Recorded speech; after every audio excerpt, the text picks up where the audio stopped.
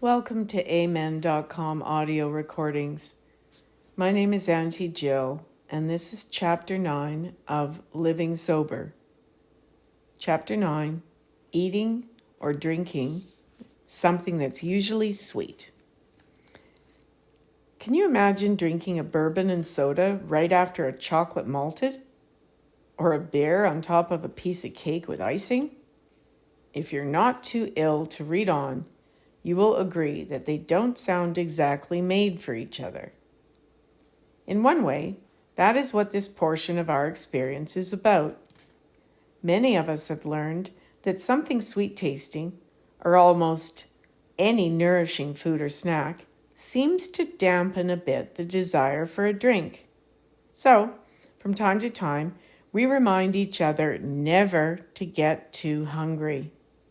Maybe it's just imagination, but the yen for a shot does seem to be sharper when the stomach is empty. At least, it's more noticeable. This booklet is based on our own personal experience rather than on scientific reports. So we cannot precisely explain in technical terms why this should be so. We can only pass on the word that thousands of us, even many who said they had never liked sweets, have found that eating or drinking something sweet allays the urge to drink. Since we are neither physicians nor nutrition experts, we cannot recommend that everybody carry a chocolate bar and nibble on it whenever the thought of a drink arises. Many of us do, but others have sound health reasons for avoiding sweets. However, fresh fruit and dietetic substitutes for sweet food and drink are available, and so the idea of using a sweet taste is practical for anyone. Some of us think it is more than the taste that helps quell the impulse towards alcohol. It may also be, in part, just substituting a new set of physical actions. Getting a soft drink, a glass of milk or punch, and some cookies or some ice cream, then drinking or chewing and swallowing. Certainly, many alcoholics, when they first stop drinking, are found to be much more undernourished than they had suspected. And this condition is encountered in all economic brackets. For that reason, many of us are advised by our doctors to take supplemental vitamins. Many of us are advised by our doctors to just check out your iron, check out infusions. So perhaps many of us simply need nourishment more than we realize. And any good food in the stomach really makes us feel better physiologically.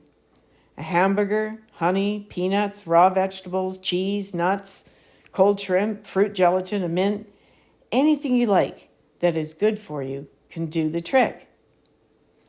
Newly sober alcoholics, when it is suggested they eat instead of drink, frequently wonder, what about getting too fat? We can point out that we see this occur only rarely. Many of us lose unnecessary fat when we start taking in wholesome food instead of the sheer calories of ethyl alcohol, and others have gained needed pounds. To be sure, a few ice cream or candy addicts do find in their first sober months a bulge or roll developing here and there in the usual wrong places. But that seems a small price to pay for release from active alcoholism. Better to be chubby or pleasantly plump than drunk, right? Did you ever hear of anyone being arrested for fat driving? Anyway, with a little patience and sound judgment, the weight situation usually straightens itself out, our experience proves.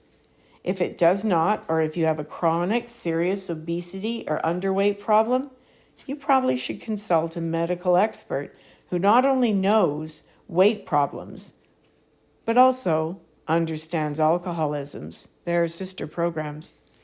We never find any conflict between AA experience and sound medical advice given by a physician sophisticated about alcoholism.